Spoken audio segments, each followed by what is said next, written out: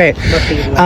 Yeah, so did you know that Albanese's migration take for this year was 500,000? No, I didn't. Do you think that's too much? I don't know what that is in comparison to previous years. So, yeah, it's never really been beyond 150,000, I'd say. Perhaps we need this immigration to assist businesses, keep staffing levels up. And what industries do you think that need immigrants the most, or...? I would say the service industries, retail, restaurants, that sort of thing. Do you know that most of Australia's income comes from mining?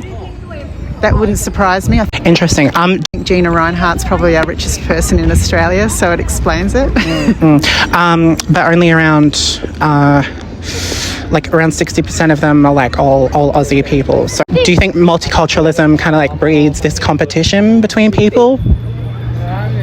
I think initially, yes. And I think when you look back through the previous generations, there was a time that maybe Italians and Greeks weren't appreciated in Australia. But now I don't see that as anything different. We're so assimilated. And do you see them as naturalised, though, in the same way that you think of an Anglo-Celtic Australian? I don't know really what naturalised means, because we're all producing different things for society, aren't we? Well, I don't know about you, but my experience with people from other European cultures is they're well, we're not the convicts kind of stock. Yeah. That's true. So you've got your convict types and your non-convict types, and then you've got your original Australians. So yeah, I guess there's a few demographics in the melting pot. Mm-hmm. So do you think people have become too complacent and don't really feel like they have, the ordinary Australian doesn't have an opinion on, or isn't allowed to have an opinion on all the migration coming into the country? I don't know that we're not allowed to have an opinion, but I think we need to have educated opinions. It's okay to think something's a terrible idea, but have a basis for it and have your research. A lot of people don't know the numbers.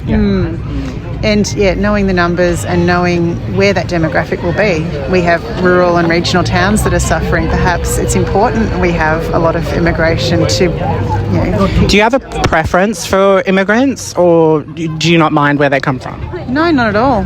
I just think anyone who wants to live in Australia and appreciate the amazing freedoms we have here is, welcome. But some cultures are more similar than others. If I were to go to, USA or Great Britain, for example, I think I'd do a better job at fitting in than if I was to go to somewhere like Japan, for example. Of course, there's always an adjustment period, and I guess there will be people from all cultures that don't want to completely assimilate.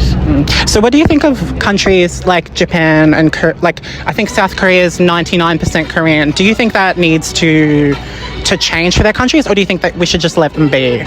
I'll let them be. I mean, I'm sure there's a reason why there's 99% Korean. What is it about their culture or their immigration rules or their work styles that don't suit others? Or maybe it's not attractive for us to move there.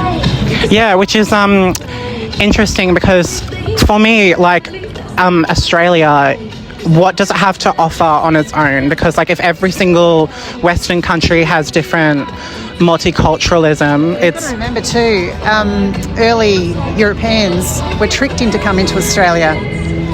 People were told that they'd have a better life here. They got on a boat and realised the temperatures were terrible. There wasn't much in the way of opportunity. And it's what do we do now? Are you talking about the British migrants back in the 50s and 70s? Yeah, I was told the climate was similar to England, and it wasn't.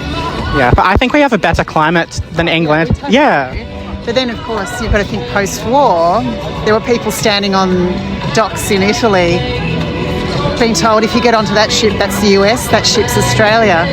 So it was pot luck where you ended up, whether you got on that one or that one. So back in the 1950s, Australia was 95% British stock. That includes Irish, of course. And now it stands at 51% because there's a different category for Australians, so we can't accurately measure... The census doesn't seek to accurately measure people's ancestry anymore. Do you think that's an erasure of Australia as a British nation, and are you worried about it?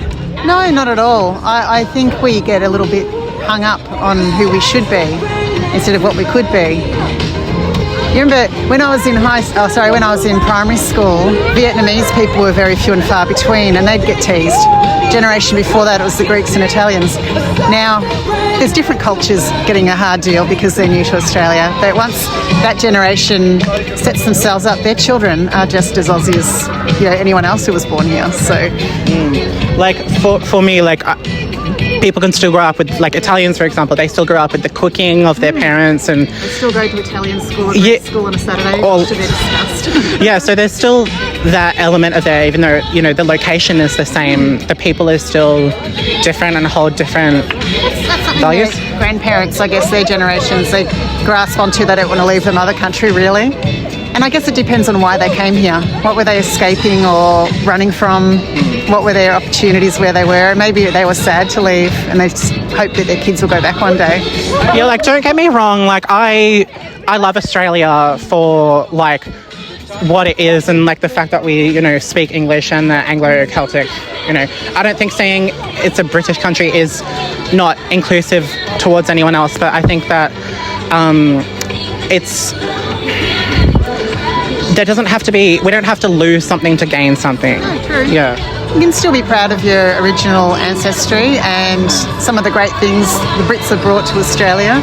Because we're still British according to the Aboriginals, don't you think? Oh no, so I went to one of those ceremonies on Australia Day and they just called us all invaders. So I don't know if we're British anymore. How does that make you feel when they say things like that? Oh, terribly offended. I was really offended. I actually walked away from one of those ceremonies because of the fact that I thought, oh my gosh, we're all being tarred with the same brush. Don't you think it's kind of like a war on white people though? Because, like, not trying to, victimize ourselves, we're all people at the end of the day, but it's other people who are different ethnicities, they're just as Australian as we are. But then when the moment I say I'm Australian, it's like, oh no, Aboriginals are the true Australians. Yeah, there's a bit of an us and them mentality with that's bubbling away. I don't know how far it will get. And it's all right for a group of people to be angry. I'm sure their ancestors suffered in some way. Yeah. So I can't dismiss that at all. And that will happen. I grew up with Macedonians and their parents still hated Australians. We weren't allowed to play with the Macedonian kids. Do you think that they try to, like, overcompensate for the fact that they're not of British stock? Like, even, like, I went to school at Cardinia, for example, and there was a lot of Were you at Cardinia International? Yeah. My kids are at Yeah. Yeah, a lot of Eastern and Southern Europeans there, so it's kind of, yeah. A lot. Did you go too? No. I just heard good things about it. Yeah. Yeah, I think in saying that they're the same as us, or like that they don't really believe it themselves, Oh no, they wouldn't. No. Yeah. We all have our differences. Yeah. I just think it's really hard to maintain a culture without the people. So. Yeah. And I guess it depends on what you think the dominant people should be. The culture's going to be influenced by the dominance, isn't it? But even in our cities and things like that, it's not white people making those decisions. It's like, I think, like, for example, in London, there's Sadiq Khan is a Muslim mayor, and London is 36% like white British people, so, In a democratic space, someone voted him in. You have to assume that most of those 51% of the British did vote him in because they liked his policies or what he would do. And against the middle-aged white man who may not have been very reflective of what people want, maybe. Because people say they believe in Indigenous land rights, but then if I was in the UK, if I was in the UK, right, and I said I wanted all this, they would still say, oh no, because the UK colonised the world, they don't have rights to their own land, basically. Anyone can come in, so floodgates should be opened. I think that's it's double think, and that's what I'm really upset with. Foreigners purchase Australian land. 96% of Asian business in Australia is foreign owned. Yep, and that makes sense. But you've got to remember, we are a global economy now, and unless you're a part of the global economy, you just don't survive. You can't be competitive, and that's just basic economics. So, what if it's like, you know, New Zealand and it's like parasite, like, because there's 600,000 New Zealand born living in Australia at the moment, and there's only I think around 70,000 in New Zealand. Like, More in Australia than New Zealand itself. So there's Yeah. more New Zealanders in Australia than in New Zealand. Is that what you're saying? no, there's more. Oh. There's more New Zealanders in Australia than Australians in New Zealand. No, that makes sense. Well, who'd want to go to New Zealand? Oh, say that. I've been recorded. No, it's all right. You can say that. Yeah, no, it makes sense. This is the land of opportunity. We've got more opportunities here because we're a bigger country with bigger cities. And if I was in New Zealand, you got to remember too, New Zealand is a gateway to Australia from Asia. That's right. So, A lot of people move to New Zealand first and then get their because we wouldn't let citizenship them in in, Australia. so you go the other way. And that totally makes sense. So you're going to get that transition. Do you have any questions for me, or? No. What's your game plan with your research? Oh, well, I run this channel called Make Australia British Again. It's kind of like all these traditions, so like the pound currency, imperial units and things like that. I think, you know, as our culture has become more global, people in Australia born today, you know, won't necessarily realise that all those things that came before us. Like, I hadn't even heard of Robert Menzies until I finished school. I hadn't even... You know, and that's insane to me that, you know, a lot of the information that Australians should know about their history is being, International. being swept under the rug. Yeah, I did go to an international college, but I thought it was kind of like almost embarrassing to say that you're Australian, because it's like, well, you know, I don't feel like I have anything else to offer as much as these people. Oh, that's a shame. I'm sorry, I feel like I'm a bit indifferent to immigration, only because I can see the positives of it, and I could see how hard businesses are doing without staff. And let's face it, there's a lot of our kids that won't want to do the dirty work. We need people on student visas. So I worked at McDonald's for 5 years, and people are saying, like, you still work at Macca's. So even when Australians actually do those tough jobs, It's just people look down on them. Oh no, I'm always nice to the people at Macca's. Well, that's good. I just mean in general, like, you know, career-wise. You're 23 and you're still working there, kind of. But McDonald's has some of the best training going around for retail. When I started work, I remember everybody used to say, go to McDonald's because they have the most first-class training for anyone to learn. I do agree with that, though. Yeah, it's just that people are so used to aesthetics and everything. Got in trouble for wearing the wrong socks under her boots, and you couldn't even see her socks under her boots. Yeah, that That's happened. how strict they were. I thought it was fantastic.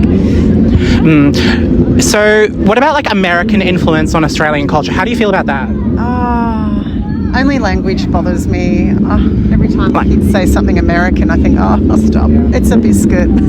Yeah, exactly. That's how I feel. And people say I'm so immature for, like, you know, finding that, you know, silly. Like, it is silly. Like, we're Australian, we should be using Australian words. But then that got me thinking, like, are the words that, like, imagine what my grandparents classify as Australian. Like, trousers is almost like an obsolete word now.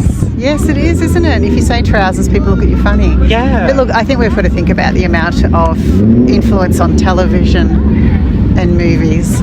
So there is a bit of that, you know, I can still see that, you know, cultural preservation in you, and that at least makes me happy that we can have agreement on that. Oh, look, it's only because it makes it very hard to understand children when they're speaking a different language to you. Oh, yeah, definitely. Sure, by the time they're adults, they'll be just okay with it. Yeah, definitely. There's little Americanisms that I find frustrating, but at the same time, I'm like, I can't fight it. Yeah, I think I read a book called what was it called? That's the Way It Crumbles by British author Matthew Engel, and he said that, you know, you can have an awareness of what these are, but it's ultimately up down to the people if they choose to not adopt the words, but to be resistant to them. Yes, of course. Patreon.com/make_Australia_British_again. For just $5 a month, you get access to our Discord server, and you'll be able to see secret posts, and you'll have mentions at the ends of my videos. Thanks, guys. Follow my social medias